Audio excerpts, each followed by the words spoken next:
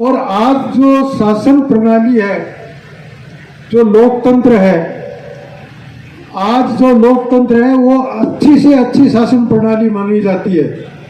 फिर भी भारत में इंसानियत क्यों नहीं पनप रही? भारत में दायित्वबोध क्यों नहीं पनप रहा? भारत में कर्तव्य की बात क्यों नहीं आगे आ रही है? अधिकारों की बात क्यों आगे आती है? इस पर जरा विचार करें कि हम दोष देते हैं नेताओं को कि इनको हम चुन के भेज देते, ये कुछ नहीं करते। क्या हम तो सही है क्या? हम तो लोकतंत्र के हिसाब से सही नागरिक हैं क्या?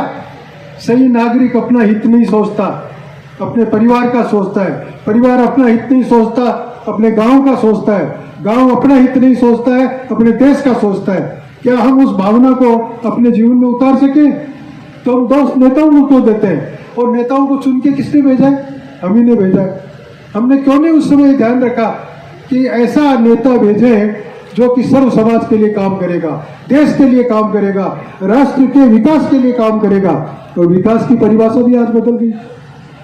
भौतिक साधन ज्यादा पैदा हो इसको हम विकास मानते हैं। फिर चाहे इंसान दुष्ट बन जाए, क्रूर बन जाए, वो राक्षस बन जाए, उसकी परवाह नहीं है। बात आ रही है घर घर में परिवार आपस में भूमि के लिए लड़ रहे हैं, तो वो क्या है? हम सही नागरिक हैं क्या? हम परिवार के सही सदस्य हैं क्या? क्यों लड़ रहे हैं हम? एक माँ के पेट से जन्मे हुए, एक घर में बने हुए, फिर हमारे आपस में ये क्यों दुराव आ रहा है? क्योंकि सब निस्वार्थी बन गए हैं।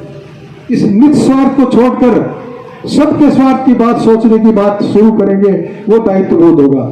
इसलिए लोकतंत्र में सही नागरिक बन सके हम, लोकतंत्र के जैसे अच्छे से अच्छे सिपाही हम बन सके, उस ओर हमको अपने जीवन को ढालना है।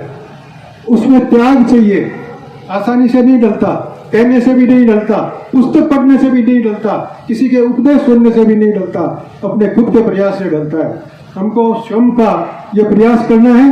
आत्मावलोकन करें, अपने आप को तोलें कि आज के दिन में मैंने कौन सा सही काम किया, कौन सा गलत किया, कौन सा ऐसा काम है जो केवल मेरे लिए सोचा और उससे किसी दूसरे का नुकसान हो रहा था। क्या मैं यही करता रहूंगा? अब मैं ध्यान रखूंगा कि कल से ऐसा नहीं करूंगा। जब तक हम खुद अपना प्रयास नहीं करेंगे तब तक हम दूसरों को भी केवल उपदेश दे सकते हैं, असर कुछ नहीं होगा। तनसेन जी के एक गीत की पंक्ति है, निज को न बनाया तो जग रंग। अगर सारे संसार को बनाना चाहते हैं, राष्ट्र में अगर उत्तरदायित्व बोध पैदा करना चाहते हैं, तो सबसे पहले हमको अपने उत्तरदायित्व को समझना पड़ेगा। जब हम अपने आप को बना लेंगे, अपने आप को अच्छा नागरिक बना लेंगे, अपने आप को ऐसा नागरिक बना लेंगे जो केवल देश के हित की बात करता है, किसी पार्टी के हित की बात नहीं, किसी व्यक्ति के हित की बात नहीं, तब जाकर वो स्थिति पैदा होगी। इसलिए समय बहुत लगेगा, कोई बात नहीं। पीढ़ियों तक जाते जाते राम का जैसा उदाहरण दिया गया था, राम और भरत लड़ रहे थे, ये गद्दी तेरी है, वो कहता है ये गद्दी तेरी है। वो आगे आके द्वापर में क्या हो गया कि मेरे वाला तो मेरा है, ये तेरे वाला भी दूंगा नहीं, ये भी मेरा है। और यही आज हो रहा है।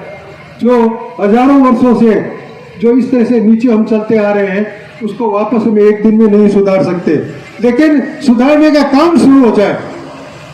हम अपने आप में ये निश्चय कर लें कि दूसरे कुछ भी करते हो, मैं कोई गलती ऐसी नहीं करूंगा जो मेरे देश के, मेरे परिवार के, मेरे गांव के, मेरे प्रदेश के खिलाफ जाती हो। अगर हम एक एक व्यक्ति इस तरह की बात सोचना शुरू कर दें और अपने जीवन को वैसा ढालना शुरू कर दें, तो निश्चित रूप से देश की भी तरक्की होगी, कोई रोक नहीं सकता। और उस समय किसान की समस्या किसान की नहीं होगी, सर्व समाज की होगी, नेताओं की भी होगी, कर्मचारी की भी होगी, जो उद्योग धंधे कर रहे हैं उनकी भी होगी। केवल किसान की नहीं, किसी भी वर्ग में अगर कोई कहीं भी कोई कमी आ रही है, उस अभाव को दूर किया जाए। उस अभाव को कैसे हम उसके अभाव के सामने संघर्ष कर सकते हैं, ये हम सब का दायित्व बनेगा। इसलिए हम अपने जीवन को वैसा बनाएं, ऐसा संकल्प ले सकें, वही आज के इस सम्मेलन का के सफलता का राज है। इसलिए मन ही मन विचार करें और उस हिसाब से अपने आप को बदलने का प्रयास करें, ये संकल्प लेके उठें। ऐसी हम भगवान से प्रार्थना करें कि भगवान हमारी मदद करें। जय श्री शक्ति।